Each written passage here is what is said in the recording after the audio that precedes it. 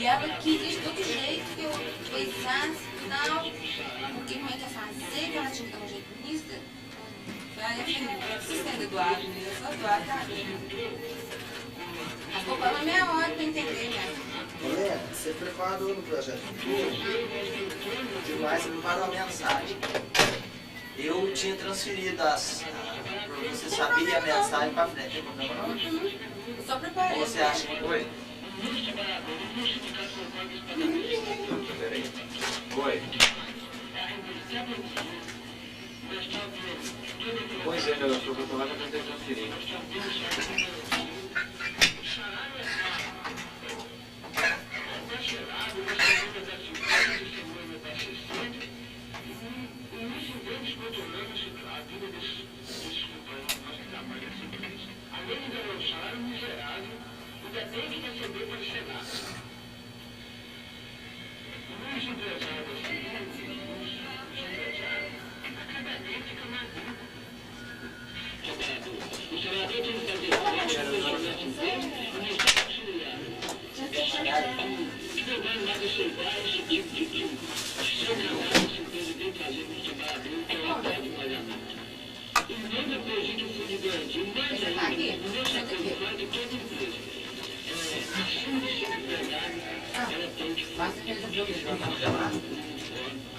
Não tô lá, só tá quente. Eu não vou fazer isso, não, porque vai ser um rosto.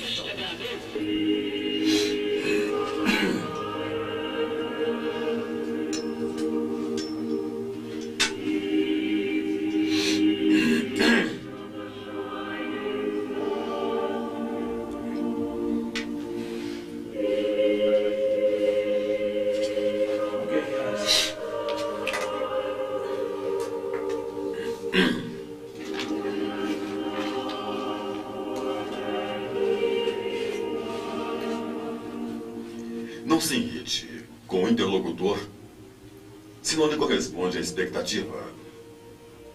Talvez não tenha sido você suficientemente claro na expressão. Se o interpelado não atende de pronto, cale as reclamações. É provável que ele seja gago. E se não o for, a descortesia é uma infelicidade em si mesma. Quando alguém não lhe der a informação solicitada com a presteza que você desejaria, não se aborreça. Recorde que a surdez pode atacar a todos. Evite os assuntos desconcertantes para o ouvinte. Todos temos zonas nevrálgicas no destino sobre as quais precisamos fazer silêncio. Não pergunte a esmo. Quem muito interroga, muito fere. Cultive a delicadeza com os empregados de qualquer instituição ou estabelecimento onde você permaneça de passagem. Sua mente quase sempre está despreocupada em semelhantes lugares e ignora os problemas de quem foi chamado a servi-lo. Seja leal, mas fuja à franqueza descaridosa. A pretexto de ser realista, não pretenda ser mais verdadeiro que Deus, somente de cuja autoridade amorosa recebemos as revelações e trabalhamos de cada dia. Se o companheiro lhe fere o ouvido com má resposta, tenha calma e espere o tempo. Possivelmente já respondeu com gentileza 99 vezes a outras pessoas, ou talvez acabe de sofrer uma perda importante. Ajude conversando. Uma boa palavra auxilia sempre. Lembre-se de que o mal não merece comentário em tempo algum. Estamos iniciando mais um programa Projeto Futuro, reunidos nesta grande sala de aulas para levar até você a mensagem espírita. O programa Projeto Futuro é uma produção do CESP, Centro de Estudos e Pesquisas Espíritas. A realização, AMI, Aliança Municipal de Divinópolis. Qual que é o livro de hoje? Qual que é o livro de hoje, Sr. Tiago?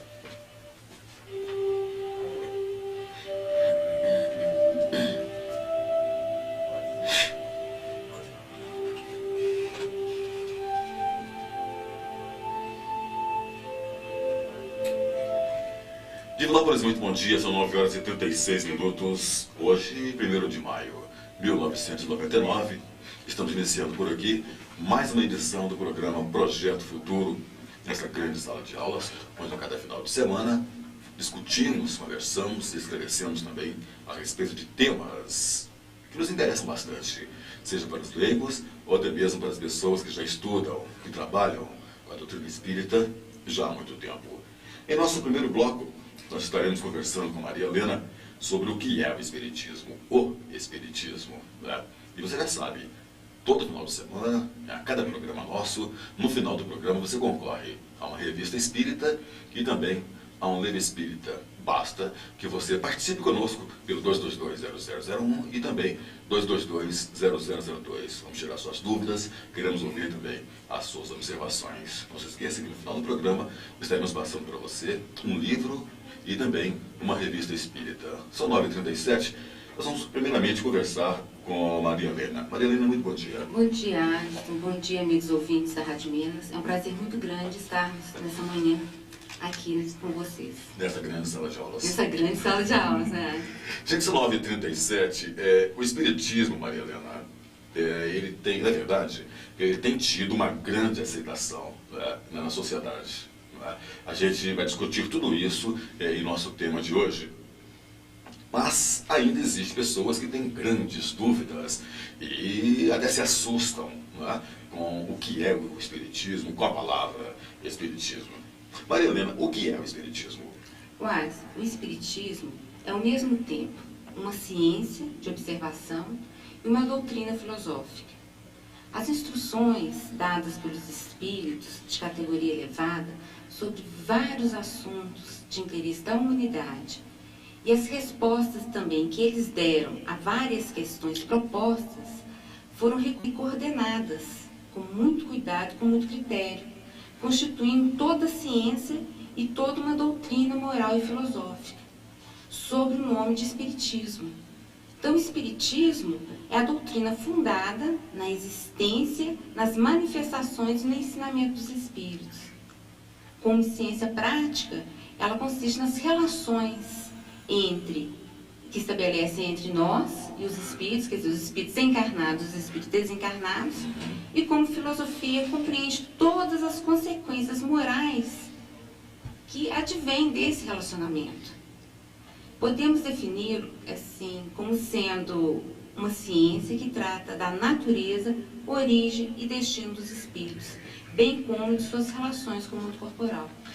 Então, o Espiritismo é o quê? É uma ciência que veio estudar um dos elementos do universo, que é o espírito. Nós temos visto o quê? Que o Espiritismo, como já disse, né, na questão anterior, que ele tem tido uma grande aceitação. Esse tem tido, ele é bem relativo, né? Porque ele vem fazer o quê? As pessoas não sabem há quanto tempo existe o Espiritismo, se ele está chegando agora, né? Se ele já está conosco há milhares de anos ou centenas de anos. Então você responde isso para a gente. O Espiritismo, ele é uma invenção nova? Olha, o Espiritismo, como diz Emmanuel, ele ensina poucas verdades novas, ou quase que nenhuma. Ele, inclusive, coloca que é em virtude do axioma, que não há nada de novo debaixo do sol. Só as verdades eternas são absolutas. E o que o Espiritismo prega, sendo fundado sobre leis naturais, elas existem de todos os tempos. Pelo que encontraremos em todas as épocas o germe. Quando nós pegamos sobre Moisés, lá está o germe do fenômeno espírita, as comunicações. Então é de todos os tempos. E o que ela traz, o Espiritismo, ele não descobriu nada, ele não descobriu o mundo espiritual, no qual se acreditou de todos os tempos. Todavia, ele prova por fatos materiais e apresentam diante da verdadeira luz, desembaraçando de preconceitos, de ideias supersticiosas. Então, o que é moderno? No Espiritismo, é a explicação lógica dos fatos. Isso é que ele tem de moderno. E o conhecimento mais completo da natureza, do espírito, de seu papel e seu modo de ação, na relação, no nosso futuro, que ele vem provando por fatos lógicos. Isso é que é moderno. Agora, o Espiritismo não traz nada de novo. Agora, em cima dessa sua resposta, porque, na verdade, eu acredito, né, a opinião pessoal minha, que todos os espíritas, né, eles batem no peito, levantam a cabeça e dizem: sou espírita. Né? Porque a doutrina espírita, ela mostra pra gente, como você citou agora há pouco aí, o que nós somos, de onde viemos, para onde vamos, com bases sólidas, não é? E edificantes também. Agora, existem religiões demais por aí, que cada uma obedece o seu segmento, e com dogmas, mitos e outras coisas mais, deveres, não é? E obrigações também. Qual o principal caráter do Espiritismo? Primeiro, a gente tem que explicar que a religião ela é criada pelo ser humano. Então, está contido em todas as religiões as necessidades do momento daquela formação, daquela sociedade. Por isso, há os dogmas, há tudo isso, quer dizer, há uma superstição muito grande na sociedade, então se tem isso. Mas o caráter essencial da revelação espírita, ele tem dois caráteres, a gente poderia dizer. Um é a revelação, por ser uma revelação divina. Por quê? Porque ela foi dada, foi trazida pelos espíritos, sem nenhum preparo, sem o homem ter programado, sem o homem ter pedido. Quer dizer, era uma necessidade, o homem estava preparado para recebê-la, então foi trazido por quem? Pelos espíritos, não foi por um homem. Não foi porque o homem foi atrás e quis, não. Ela veio porque a humanidade estava preparada para compreendê-la. E ela participa da revelação científica porque não é um ensino de privilégio de um indivíduo só. É ministrado a todos, em todas as partes do mundo, sem falar assim, ó, é para esse... por exemplo, não é Kardec que é o dono da doutrina espírita, não foi, quer dizer, são várias pessoas, vários espíritos que trouxeram. E isso, sem pedir o homem, é um raciocínio lógico. Ele não aceitou passivamente o que foi trazido. Ele teve que ter o trabalho de observação, o trabalho de pesquisa, porque não houve... eles não renunciaram nunca, não foi pedido uma renúncia do raciocínio lógico, do livre-arbítrio das pessoas, porque o exame era importante. Antes de falar assim, vocês não devem examinar, é isso e pronto. Não, vocês têm que examinar, tem que passar pela razão, pela consciência de cada um. Então ela participa dessa forma. E o objetivo essencial do Espiritismo é o melhoramento dos homens. Não é preciso procurar nele nada além disso, do que o melhoramento do ser humano. Porque o verdadeiro espírita não é aquele que crê em manifestações, não é o que crê na comunicabilidade, mas é aquele que faz bom proveito dos ensinamentos que ele recebe. É aquele que utiliza o que ele recebe para o seu bem, para o seu desenvolvimento moral, científico, intelectual. Ele vai associar, né, Maria? Exatamente, ele vai usar o raciocínio. Então, numa palavra, o que caracteriza a revelação espírita é ter uma origem divina, de iniciativa, isso é, sendo de iniciativa dos espíritos e sendo a sua elaboração um trabalho do homem. O espiritismo não é uma doutrina criada por um homem, nem tampouco por um espírito. Ela é o quê? Foram espíritos que trouxeram, é o resultado do trabalho deles, de uma série de espíritos evoluídos que estavam ali orientados pelo Cristo e passaram pela razão dos homens, dos espíritos encarnados, que passaram pela lógica e então surgiu o espiritismo. O caráter essencial da doutrina é a própria condição de sua existência. Assim, o Espiritismo mostra-se capaz de atender à humanidade em parte do globo, em qualquer sociedade, em qualquer tipo de cultura. Ele vai atender. Constitui, nas suas manifestações ideológicas, de serem que não sofrem limitações em tempo e espaço. Isso quer dizer, o que ele trouxe não vai alterar no tempo e no espaço. É a lei natural. É verdadeira.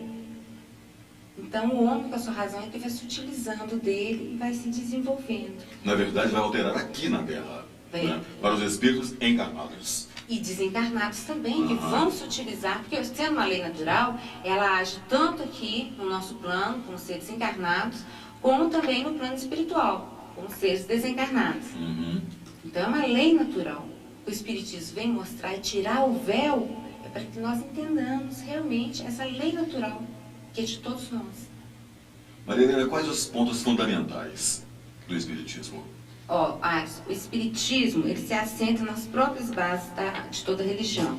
A Deus, a alma, penas e recompensas futuras.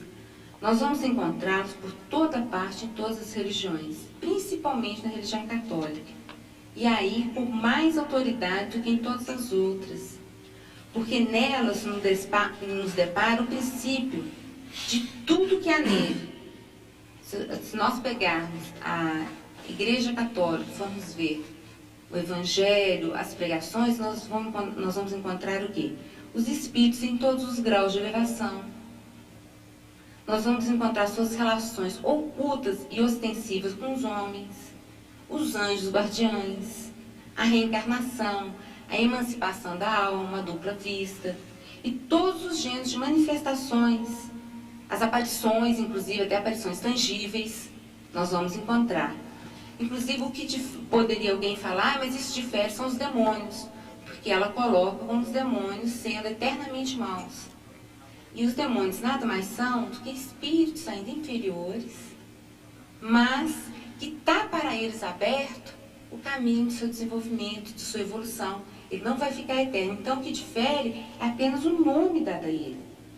O Espiritismo é apenas uma luz nova, uma luz mais brilhante, porque surgiu dos pontos do globo, através daqueles que viveram, tornando evidente o que era obscuro.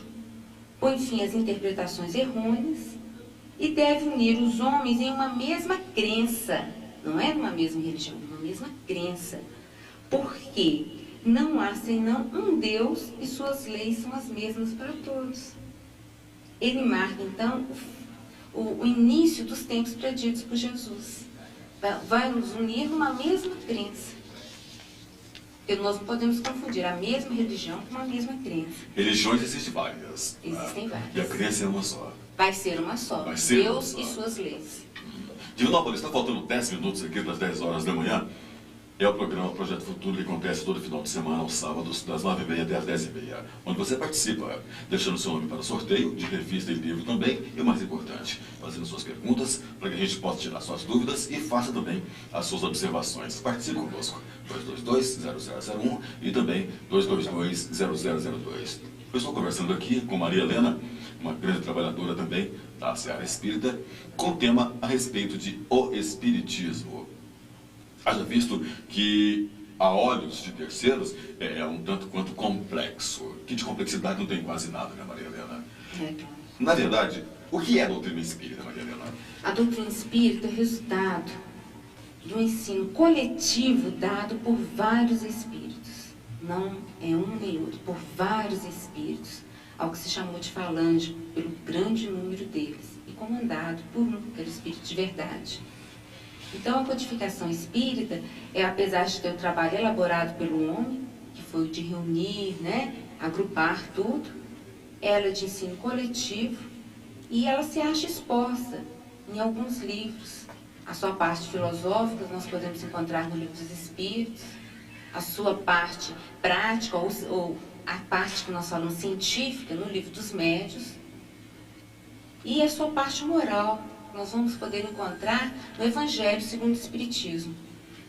Então, a doutrina espírita é isso, é o resultado de um ensino coletivo dado pelos espíritos. Você falou agora há pouco, no princípio do programa, a respeito de Leon Denis, não é? O Allan Kardec, o codificador da doutrina espírita. E citou agora também, né, alguns trabalhos, né, o Livro dos Espíritos, que faz parte do Pentateuco kardeciano. Né? Agora, o que é a codificação kardeciana? A codificação kardeciana é o nome dado ao trabalho que Allan Kardec realizou. Por volta do ano de 1855, Allan Kardec tomou conhecimento através de um amigo seu que aconteciam fenômenos das mesas girantes e despertou nele uma grande curiosidade. Conforme ele foi observando, ele viu que tinha respostas inteligentes, não era apenas uma brincadeira. E ele passou realmente a observar, cogitando principalmente em lhe deduzir as consequências filosóficas. E dentro dessa observação, ele sabia que atrás de uma resposta inteligente haveria de ter uma causa inteligente. Então, o que Kardec faz? Ele começa, então, os seus primeiros estudos sérios sobre essa nova ciência, aplicando o método de experimentação, o método científico. Ele começa a observar, a comparar, a deduzir as consequências e sem jamais aceitar nenhuma teoria preconcebida. E ele distribui questões para toda uma região, para vários países onde haviam realmente essas manifestações e com caráter sério, realmente, não de brincadeiras. E começa a receber essas respostas. Então, ele começa a compará-las. E depois de compará-las e deduzir logicamente, racionalmente, ele escreve os livros que faz justamente essas 5 obras, né, que é a base da doutrina. Ele coloca que tudo que acontecia eram coisas novas que necessitariam realmente, através de várias pesquisas criteriosas, com método científico, comparando, estudando exaustivamente, para que ele realmente chegasse a uma conclusão correta. E foi isso que Kardec fez.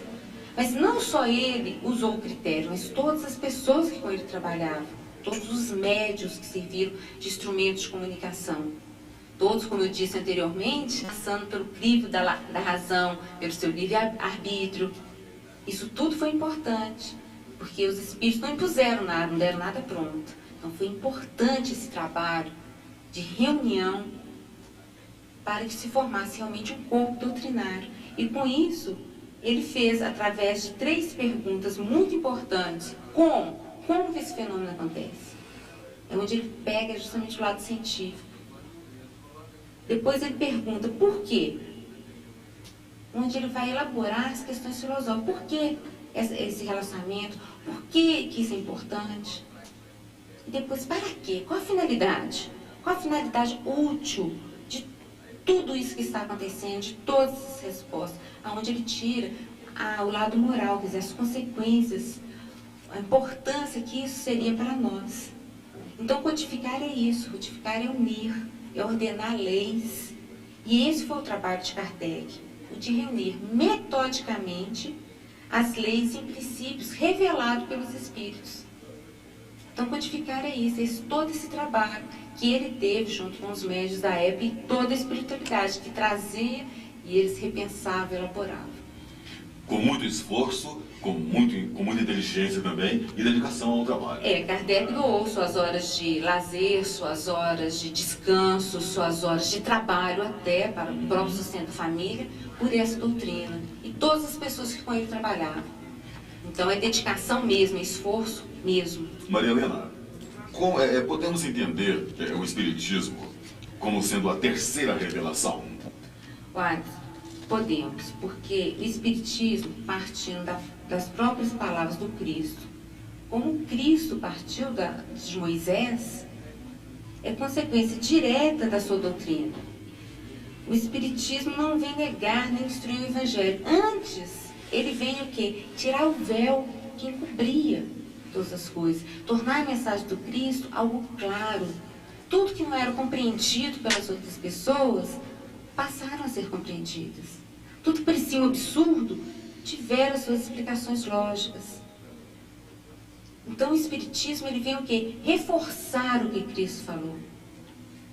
Ele vem realmente trazer o Evangelho redivivo. Quer dizer, sem as máscaras que nós, a humanidade, colocamos no Evangelho. Nós encobrimos muitas coisas. E se nós considerarmos o lado, o poder moralizador do Espiritismo, pela finalidade que ele ensina de todas as nossas ações da vida, as consequências, de tornar tangível a nossa ação boa e má, nós sabemos o que nós iremos colher. Essa certeza no futuro, saber que as pessoas que nós amamos estão próximas de nós, que nós não estamos separados eternamente, é apenas um tempo, um momento. E que, reconhecendo que o Espiritismo revela todas as promessas do Cristo. Então, se nós observarmos, o Espiritismo vai justamente revelar todas as promessas, anunciando realmente o Evangelho, ou reanunciando o Evangelho de Jesus. Jesus semeou e o Espiritismo está vindo e tirando o véu para que a semente realmente brote em nós. Então, nós temos que observar esse lado moral, esse lado de nos elevarmos com ele. Agora, em cima dessa sua resposta, para essa pergunta anterior, de nos elevarmos, né? O que vai acontecer? Nós temos visto aqui que as pessoas, não vou dizer de má índole, né? Mas pessoas que tenham levado uma vida difícil, né? Elas passam por uma religião, Maria Helena, e se dizem estar melhorando. Por quê? Porque parou de fumar, porque parou de beber, porque parou de prostituir. Então, existe uma linha de perguntas e respostas que as pessoas seguem, dizendo que está melhorando de vida porque deixou de fazer isso ou aquilo. Né? E algumas religiões também pregam isso, que você não deve fumar, você não deve beber, você não deve isso, você não deve aquilo. Tá? Muitas religiões pregam isso. No Espiritismo, existem rituais, cerimônias, símbolos, talismãs, coisas desse gênero? Primeiro a gente tem que esclarecer o seguinte: quantas pessoas adentram de qualquer prática religiosa, qualquer religião, e deixam de lado determinados vícios, igual você citou, o álcool e tal, dentro da doutrina espírita não há uma proibição, mas há um esclarecimento. Por que deveria parar de fumar, por que você deveria parar de beber, o que isso afeta a sua organização física, o que faz mal para você, e conscientemente essa pessoa larga esses vícios. Quando alguém, qualquer religião, larga determinados vícios, o que acontece? Ela muda de faixa vibratória. Consequentemente, ela atrai amigos espirituais mais elevados que terão muito mais condição de ajudá-lo. Isso não só dentro do Espiritismo, de todas. Então, muitas vezes, o que parece, a pessoa fala, eu estou melhorando porque eu parei de fumar. Claro, por quê? Porque a sua conduta moral mudou. Os seus valores mudaram, então você está atraindo pessoas e ficando também mais equilibrado. A pessoa se torna uma pessoa mais equilibrada, mais sensata, mais serena, então fica mais fácil dela solucionar suas questões de vida. Agora, dentro da doutrina espírita, não há de forma alguma nem rituais, nem cerimônias, nem símbolos, talismãs, nada disso. E muito enganado ainda quem julgue que a sua força está nas manifestações materiais. Que se tirar as manifestações, acabou a doutrina. Não, a sua força está na sua filosofia, no apelo que dirige a razão e o bom senso. Aí sim está a sua força. O Espiritismo, ele fala uma linguagem clara, sem duplos sentidos. Ele leva a pessoa a procurar o próprio caminho, a se conhecer e, através desse conhecimento, chegar ao que é melhor para ela, ao que vai ser mais útil para ela. O Espiritismo não reclama crença cega.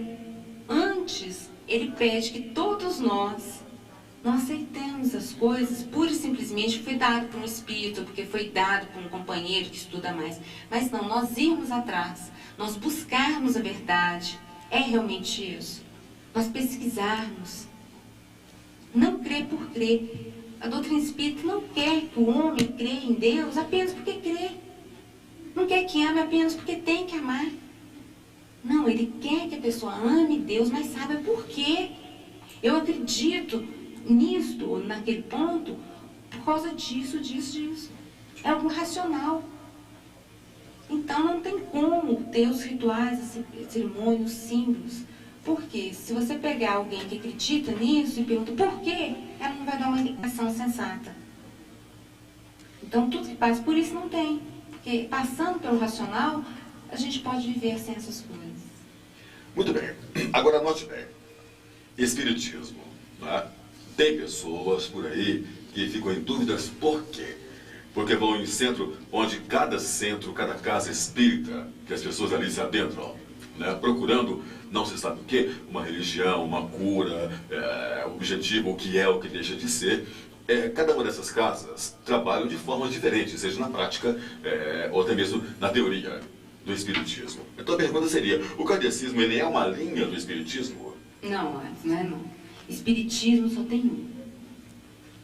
A doutrina espírita, porque o termo espiritismo foi criado por Kardec para designar uma doutrina, a doutrina dos espíritos.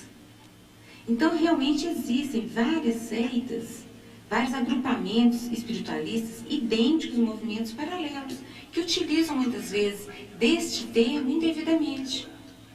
Outra coisa errada é usar a palavra kardecismo.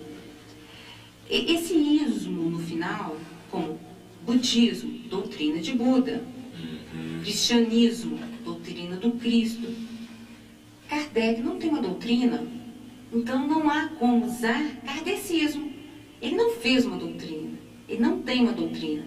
Ele apenas codificou, organizou a doutrina dos espíritos. Então, esse ismo aí que nós usamos para designar que é de alguém, então tem que ser dos espíritos, então é espiritismo. Então, o espiritismo é a doutrina dos espíritos, codificada por Allan Kardec. Então, quando nós falarmos em doutrina espírita, nós falamos em espiritismo. Quando nós falarmos de outras seitas, nós deveremos utilizar o ismo delas. Certo? Então, é errado usar esse termo. Para o Kardec. Mas, espiritismo só existe um. Só existe um. Só existe a doutrina dos espíritos, o ismo dos espíritos, da doutrina dos espíritos. É uma palavra criada por Allan Kardec, para designar essa doutrina especificamente. Maria Helena, são 10 horas e 13 minutos, nós estamos aqui na nossa reta final, finalzinho da nossa primeira parte. Para fecharmos, o espiritismo é mais uma religião? Não. No sentido geral de religião, não é. Porque falta nela o quê? Que nós falamos antes, cultos, cerimônias, padres, ou pastores. Nós não temos isso. O espiritismo, sendo independente de qualquer forma de culto, não prescreve nenhum deles, não se ocupa de dogmas particulares, não é uma religião especial, pois não tem nem templos, nada dessa forma, como as outras religiões. Aos que indaguem se deve ou não seguir essa ou aquela religião, o espiritismo deixa claro, a sua consciência pede para que façam, façam. Deus sempre leva em conta a intenção de cada um. Em resumo, o espiritismo não se impõe a ninguém. Deve ser espírita e seguir a doutrina espírita aqueles que realmente estejam preparados e queiram seguir. Ah, mas eu sou simpatizante, mas eu gosto muito de ir naquela outra igreja. Vai. Não tem problema. É dela, a escolha é dela. Cada um escolhe o seu momento. Mas por outro lado, o espiritismo é nitidamente religioso. Quando o quê? Quando ele estabelece um laço moral entre os homens. Quando une os homens como consequência do mesmo ponto de vista, da indulgência, da solidariedade, da benevolência mútua. Nesse ponto ele faz o quê? O que toda religião deveria fazer. Ele liga o homem a Deus. Isso é religião, ligar o homem a Deus, é o que a palavra define. Religar. Religar. Então, e ele é uma religião natural quando ilumina o nosso comportamento no mundo, das formas físicas, aumentando o nosso discernimento do bem e do mal. E mostrando a nossa responsabilidade na escolha do caminho a seguir. Isso é importante, porque o espiritismo ele não veio para ser uma religião a mais, de forma alguma, mas é, acima de tudo, o processo libertador das consciências, a fim de que a visão do homem alcance novos horizontes. É aquele Amai a Deus, mas sabei por que ama. Crede em suas promessas, mas saber por que acreditar nelas. Então ele nos vem trazer a responsabilidade. Então, se a pessoa quer seguir outra religião, que ela siga a responsabilidade dela também. Maria Helena, muito obrigado pela sua participação. Eu que agradeço o convite e a oportunidade de estar aqui nessa manhã. Muito obrigada. Tenha um grande final de semana. Eu tenho certeza que esse tema, o Espiritismo, ficou bem esclarecido com a sua participação conosco. A gente espera, Arce, e a gente agradece a todos os ouvintes da Rádio Minas que nesse instante estão sintonizados conosco.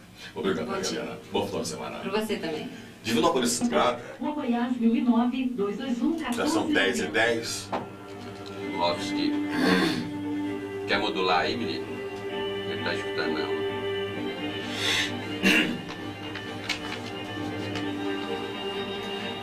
Você sabia? A duração da vida nos diferentes mundos parece ser proporcional ao grau de superioridade física e moral desses mundos. E isto é perfeitamente racional.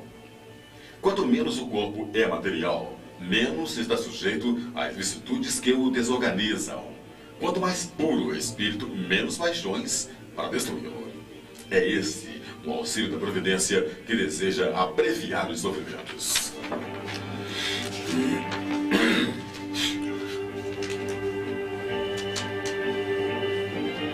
Divinópolis, 10h10, primeiro simpósio de comunicação social espírita. Agora, acontecendo para você aí, com às 8h30, recepção e cafezinho, abertura será às 9 horas, teremos palestra às 9h10, comunicação no processo evolutivo com Maria Célia. Às 10 horas teremos um intervalo, às 10h10, palestra O Valor da Divulgação Doutrinária com Vicente, às 11 horas mais um intervalo. 11h10, palestra Os Meios de Comunicação e Sua Influência Positiva e Negativa com Zé Amaral. Almoça ao meio-dia, 13h30, debate em grupo a respeito dos 3 temas abordados. Às 2h30, ou seja, 14h30, a apresentação de cada grupo com direito a perguntas, réplicas e respostas também dos oradores.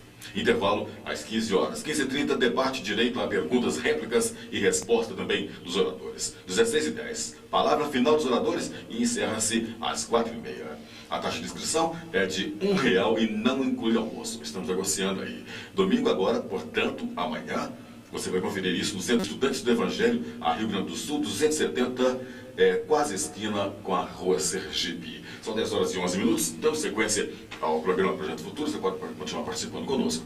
222-0002 e também 222-0001. Faça suas observações e também faça suas perguntas para a gente. Eu vou conversar com o Zé Amaral agora. Zé Amaral, muito bom dia. Bom dia, Astro. Bom dia, ouvintes da rádio. Minas. Zé Amaral, na sequência ao trabalho a respeito do Espiritismo, né, que começamos agora no primeiro bloco conversando com Maria Helena. Né, a pergunta seria, por que Moisés proibiu a prática do Espiritismo? Essa pergunta ela é intencionalmente feita dessa forma para a gente mostrar o seguinte, o quanto de equívoco que existe, né, ao longo do tempo acerca das coisas que a gente não conhece ou não consegue compreender direito. A pergunta foi colocada assim, porque Moisés proibiu o Espiritismo. Olha, o Espiritismo só tem 142 anos de idade. Ele nasceu no dia 18 de abril de 1857, com a publicação do Livro dos Espíritos na Galeria Palais Royal, na França. Relativamente novo, né? Mas é novo. Então, por que é que dizem que a Bíblia condenou, a Bíblia proibiu, Moisés proibiu o Espiritismo? Então, em que sentido está esse Espiritismo? Aí a gente vai parar para perguntar. Moisés não proibiu, não foi o Espiritismo. Moisés proibiu, foi a comunicação desenfreada com os Espíritos. Naquela época o pessoal fazia quase que como uma rotina de vida. Tudo que eles iam fazer, eles perguntavam aos Espíritos se podia casar, se podia plantar, se podia fazer, se podia criar porco, se podia fazer isso. Ora, quem dominava então era exatamente as pitonisas, né, os profetas daquela época que dominavam a vida do indivíduo. Moisés fez muito bem em proibir. E hoje a gente é a favor também, porque hoje ainda nós já estamos começando a recuperar esse mundo. Hoje você tem telefone a gosto do consumidor para você curar roça de milho que não dá milho, porco que não engorda, qualquer coisa. Marido que foge de casa, você tem como curar hoje, tem sempre um curandeiro, né, que consulta não sei o que, consulta pitonisa, consulta os espíritos, consulta todo lugar. Tinha que se proibir mesmo. Aliás, o espiritismo veio para colocar essas coisas nos seus devidos lugares.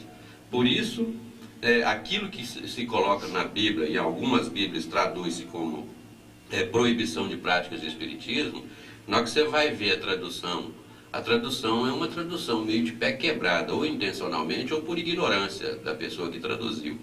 Porque onde está escrito lá práticas de espiritismo, são traduzidas de forma correta sortilégios, feitiçarias e assim por diante. E o pessoal confunde isso. Isso aí é o objeto de estudo da doutrina espírita, do espiritismo. A ciência espírita tem isso como objeto de estudo. Então, seria o mesmo que a gente confundir os fenômenos da vida com a biologia. A biologia é a ciência que estuda os fenômenos da vida. Os fenômenos espirituais, os fenômenos de qualquer ordem, os fenômenos que hoje a gente chama de paranormais, são objetos de estudo da ciência espírita. Então, não se confunda a ciência com o seu objeto de estudo. Então, onde se diz lá prática de espiritismo, é sortilégios e tal, aquelas práticas todas que tinham naquela época. Tinha que se, pelo menos, moderar, porque o espiritismo coloca que esses fenômenos são de extrema importância na vida humana, na construção do indivíduo humano, mas tem que se conhecer profundamente o que está ali, qual que é a essência do fenômeno, o que o fenômeno quer dizer, quais as consequências de se compreender esses fenômenos, para que a gente possa tirar todo o proveito possível dele. Aí constitui a doutrina espírita como uma ciência abalizada, consolidada, uma filosofia, e por isso tem consequências religiosas, porque é uma religião da razão, é uma religião do peito, é uma religião da aceitação íntima, porque é verdade, está diante de um processo verdadeiro. Esclarece mais um ponto para a gente, Zé Manuel. O espiritualismo e o espiritismo é a mesma coisa? É e não é. É porque é o seguinte, espiritualismo é toda e qualquer doutrina que aceita que após a morte continua alguma coisa, que chama-se de espírito. Então toda doutrina que tem no seu bojo a explicação de que após a morte vai preservar-se alguma coisa é uma doutrina espiritualista. Mas só que é o seguinte, no século passado, meados do século passado, essa doutrina espiritualista tradicional, estava em decadência. E estava em ascensão o materialismo. O positivismo dava um contrabalanço, o positivismo de Augusto Comte, uma maneira de pensar a realidade, dava um contrabalanço, que só aceitava aquilo que se podia medir, pesar e tal, confirmar através dos sentidos. Então surge o espiritismo, que é o espiritualismo, só que tirando-se as gangas, tirando as impurezas que o espiritualismo trazia no seu bojo. Então, para ideias novas, como entender de forma nova, relida, reconceituada, aquele espiritualismo? Então já não podia mais ficar o mesmo conceito, porque senão seria a mesma coisa. Então criou-se uma palavra específica, espiritismo, para diferenciar do espiritualismo. Mas o espiritismo é espiritualista. Deu para entender? Então fica mais ou menos, o mesmo sentido, mas só que tirando fora aquilo, que não servia, que não prestava, que deu origem, inclusive, até à própria decadência da filosofia espiritualista. Então, o espiritismo surge há 142 anos atrás, na elite intelectual francesa, e se sustenta justamente por isso, por uma nova ideia, uma nova maneira de conceber o lado espiritual do homem. Em cima dessa palavra que você citou, filosofia, vem a próxima pergunta que nós vamos aqui elucidar e esclarecer, abrir um pouco mais a cabeça do leigo e inclusive também das pessoas que trabalham conosco na doutrina espírita. A ciência espírita, Zé Amaral, compreende duas partes, uma experimental e a outra filosófica. Como entender isso? Às vezes fica muito difícil, porque você conceber, por exemplo, que uma coisa pode ser uma e outra coisa, e aliás, pode ser até mais, é religioso também. Quer dizer, você lida com a filosofia, dentro da doutrina espírita, ela tem um aspecto filosófico, ela tem o aspecto científico e tem o aspecto religioso, que é a consequência do conhecimento dessas duas partes. Quando você pensa em filosofia, você está indo em busca das últimas causas, das causas primeiras, você está indo em busca de métodos para até conhecer a realidade. A filosofia no sentido de metodologia. E aí ela funciona como um tapete vermelho que quase que se estende no chão para a ciência chegar e comprovar e consolidar as coisas. Então, essa junção, essa síntese de filosofia e ciência dá ao homem uma compreensão integral da realidade, de si mesmo e a realidade universal que está em torno dele. E aí surge um sentimento, que é o sentimento moral, que é o sentimento religioso. Porque à medida que o homem conhece a si próprio, conhece o universo em que ele está inserido, ele estabelece relações morais com esse mundo, com esse meio onde ele vive. E aí, quando você conhece as íntimas leis que regem a si e o universo, você se sintoniza naturalmente com ela, porque você não vai ferir essas leis, você não vai ir de encontro a essas leis, porque você sabe que você sofre, você não dá murro em ponta de faca. Aí então nasce o sentimento religioso, você se religa ao Criador de tudo isso aí, naturalmente. Então, através da filosofia, do aspecto filosófico, através da experimentação científica, você consolida um conhecimento que te gera um sentimento de plena satisfação humana, que é o processo religioso espírita. Com certeza. Espiritismo, em cima da sua resposta, vem exatamente trazer aqui à tona o que eu sempre falo com os ouvintes daqui da Rádio Minas, os ouvintes do programa Projeto Futuro. Ele nos traz a claridade de fatos, né? Do que somos, por que somos, de onde viemos, para onde vamos. Né? Na verdade, ele nos limpa a memória, a cabeça. A parapsicologia, por outro lado, Amaral, tem contribuído para o Espiritismo? Muito, muito. A parapsicologia surge exatamente como a ciência, nos moldes da ciência, tenta sistematizar os processos de pesquisa, os processos de experimentação, em torno dos fenômenos que o Espiritismo já está pesquisando e consolidando conhecimentos há 140 anos. A parapsicologia, ela vem como que caminhando nesse tapete vermelho, tentando consolidar. E aos poucos, né, algumas escolas parapsicológicas vão consolidando esse conhecimento.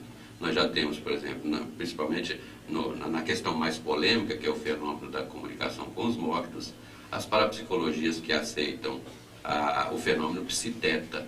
Psiteta é um fenômeno provocado por um morto, porque teta é a abreviatura da Thanatos, do grego, que quer dizer morte. Então o fenômeno psiteta na parapsicologia é o fenômeno provocado por um morto.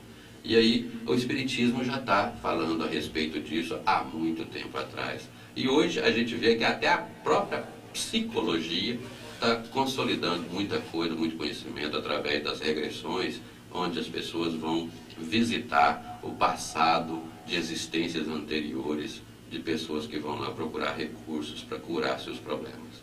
E qual o conceito de educação?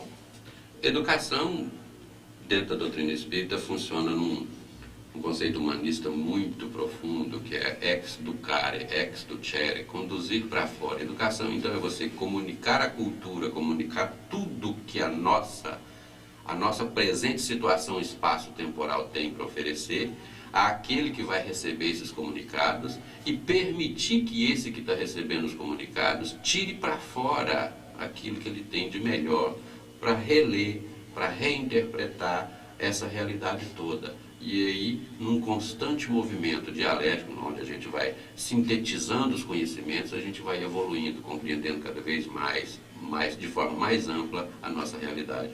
Nós podemos conceber a doutrina espírita como sendo uma proposta pedagógica? Ela é, sem dúvida. E uma pedagogia especial, sabe aquela pedagogia que Jesus colocou para nós? A pedagogia da esperança. A pedagogia que olha na criança uma proposta de futuro. Quando Jesus colocava assim, ó, deixai vir a mim as criancinhas, ele dizia o tom da sua pedagogia. É a pedagogia da esperança ativa, não é aquela esperança passiva que fica assim, Deus vai fazer por nós. Não, é a esperança ativa, é a esperança que prevê o futuro, é a esperança que consolida uma concepção de futuro, é a esperança que idealiza, é a esperança que luta para realizar os seus ideais. Aí Jesus, quando chama as criancinhas, ele estava exatamente dizendo o seguinte: vamos cuidar do futuro, vamos cuidar do que essas crianças pensam, vamos cuidar do que essas crianças têm para oferecer, porque elas vão preservar o ser humano nesse local de estágios, local de experiências vitais, que é o planeta Terra e, quem sabe, né, outros e outros e outros tantos planetas por aí afora. Zé Amaral, são 10h24. Nós estamos conversando aqui com o Zé Amaral no programa Projeto Futuro, em cima do tema O Espiritismo e Espiritualismo.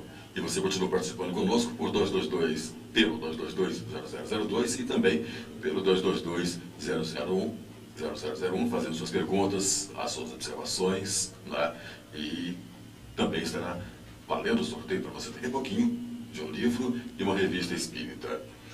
Em que base deve ser o ensino espírita? Não, na base cristã. Eu acho que é na base de consolidação de uma sociedade intelecto-moral, onde a intelectualidade dá espaço a uma maneira de compreensão da realidade que é intuitiva, que é o conhecimento integral, onde o homem se percebe como sujeito e objeto ao mesmo tempo, integrado num sujeito e objeto universal, que está aí a nosso dispor. É uma integração completa entre o ser e o seu meio onde ele vive. Então, quando a gente começa a entender isso, a gente percebe a nossa importância num contexto universal. Afinal de contas, nós somos feitos do mesmo material que é feito uma estrela. E tem um objetivo, tem um significado. Se nós retirarmos qualquer um de nós do cenário universal, é o caos. Porque nós fazemos parte importante desse universo. Então, é fazer com que o homem compreenda-se assim, dessa forma. No primeiro passo, já de cara começa a surgir as dúvidas. Então, por que as guerras? Para que maltratar o outro? Para que fazer coisas que tentam destruir o outro? Se a gente não consegue destruir ninguém, se a gente não consegue destruir nada. O próprio Lavoisier dizia que no mundo nada se cria, nada se destrói, tudo se transforma. Então, vamos tentar transformar em algo que seja melhor para se viver. Aí que está a base do ensino espírita, é fazer com que o homem se compreenda como um cidadão cósmico, um cidadão universal, irmão de todos, sejam negros, brancos, sérvios, ricos, kosovários, mas não sei o quê, xiitas, não sei o quê. Não interessa. Zé Amaral, para concluirmos parte desse estudo, porque esse estudo é complexo, interminável, é infinito, diria. É humanamente impossível você colocar em 4 minutos. Impossível, impossível.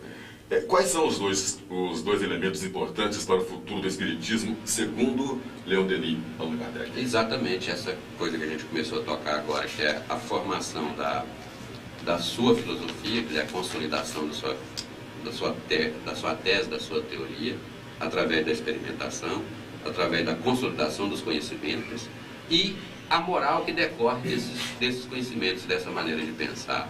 Ou seja, é o conhecimento que se transforma numa ação, que se transforma num modo de ser. É a filosofia e a ética, é a filosofia e o comportamento, é o conhecimento e a sintonia entre o seu modo de agir e a sua maneira de pensar. É aquilo que Carl Gustav Jung chamava de ponto máximo do conhecimento humano, que é quando ele atinge a consciência, que é estabelecer uma ponte entre os seus conteúdos psíquicos e a sua vida prática. Quer dizer, é aquilo que Jesus exemplificou para nós. Ele falava o que ele vivia e vivia o que ele falava. Na prática é lindo isso, né? Maravilha. Vai beber. Vai beber. São 10h28. Nós temos ainda, entramos aqui com 3 minutos de atraso, né? Nós temos então, em síntese, 5 minutos pela frente. Tá? E eu tenho perguntas também de ouvintes que eu gostaria que você respondesse pra gente. Muito bom. Beatriz, do bairro Niterói, Zé Ronaldo, ela questiona. Uma moça morreu há um ano. Há um mês, ela apareceu a uma pessoa da família. Recentemente, uma parente muito próxima da moça morreu. Pode ter sido um aviso? Isso aí é uma questão muito séria, porque se eu falar que pode ter sido um aviso, a pessoa vai aceitar isso como verdadeiro, e não é essa a nossa intenção. Poder ser, pode. Porque existem vários anúncios, várias comunicações pré-mortes, que às vezes vêm para preparar familiares. Quer dizer que esse caso aí seja assim. Quer dizer que esse caso pode ser apenas uma